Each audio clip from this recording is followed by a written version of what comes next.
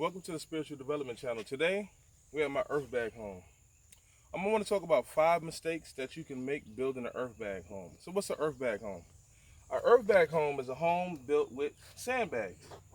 As you see, we dig deep into the hole, at least a foot in, started building up earthbags so it could have a solid structure.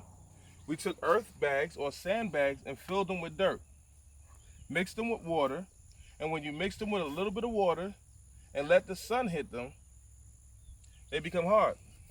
Now, first mistake I made with an earthbag home was not putting tarp over the earthbag when it rains. You can get so far. This structure collapsed on me almost probably 8 times. So, not the entire structure, but certain areas of it. So that's one mistake you can make. Make sure that when you're doing the earthbag, that when you're done for the day, you put a tarp over it, around it, so when it rains, it doesn't beat down on the structure because the structure starts to get mushy and it starts to fall where you have disproportions in the wall. All right?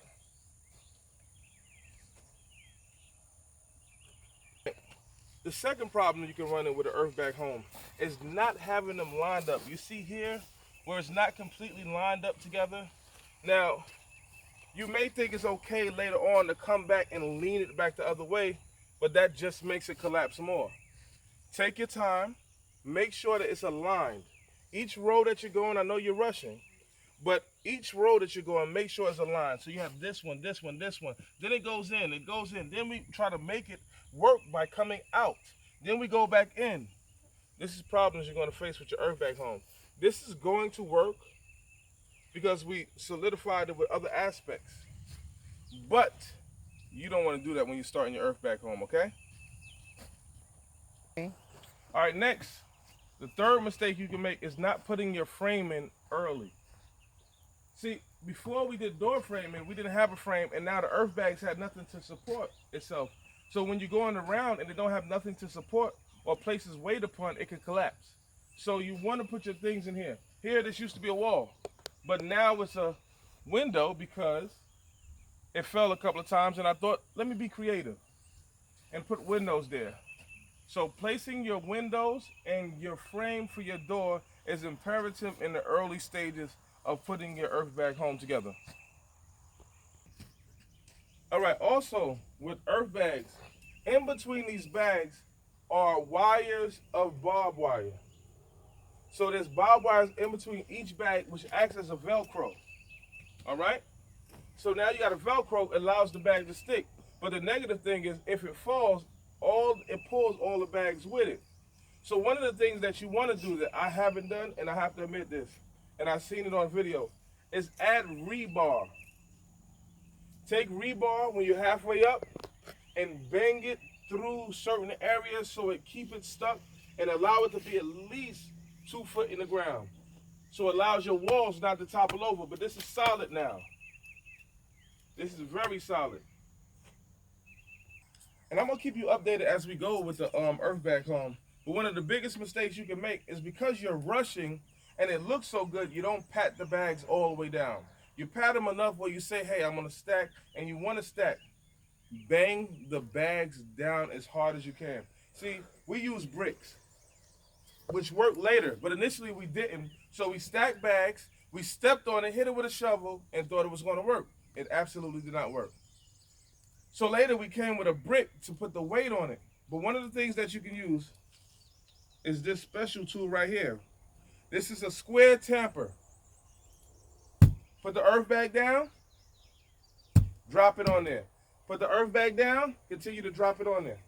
This is also how you're going to make your ground for your earthbag home. This is going to flatten it out. Because even if it rains and you don't happen to put that tarp on that day, it'll be so flat that there's no room for it to squeeze, and it compresses the dirt so hard where it forms a brick. And that's some of the things that you can learn from an earthbag home. So learn from my mistakes, don't make the same mistakes. But the material alone for the earthbags itself, because I was in a rush, cost me $2,000. You can find enough earthbags for the same price for about $800. But if you want rush delivery or you want it where it's going to come at a certain time, you can get it from Cal Earth for this amount, and it's a huge place right here. This is 20 by 20, and I got extra bags left over. But if you want to do something smaller, you can get them from China, but they take longer to get here. They can take up to 6 months to get here, and that's the problem. So earthbag home is very cheap, it's very convenient. And Brother Horatio, come over here and tell them some of the stuff about the earthbag home if we in war.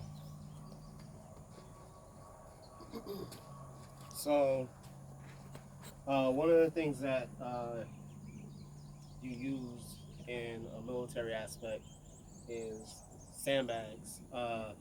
Sandbags slow bullets down. So that's a positive about the earth bags. The wider you go out, the better it is.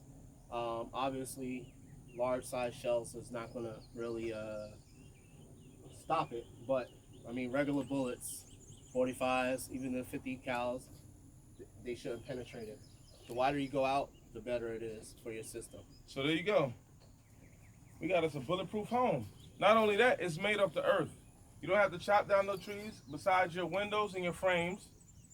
And you're making stuff with the earth in order to utilize what you have around you. I'm Nasi Ashuva. Make sure you subscribe, hit the like button, and learn from the mistakes of the earth bag that I made.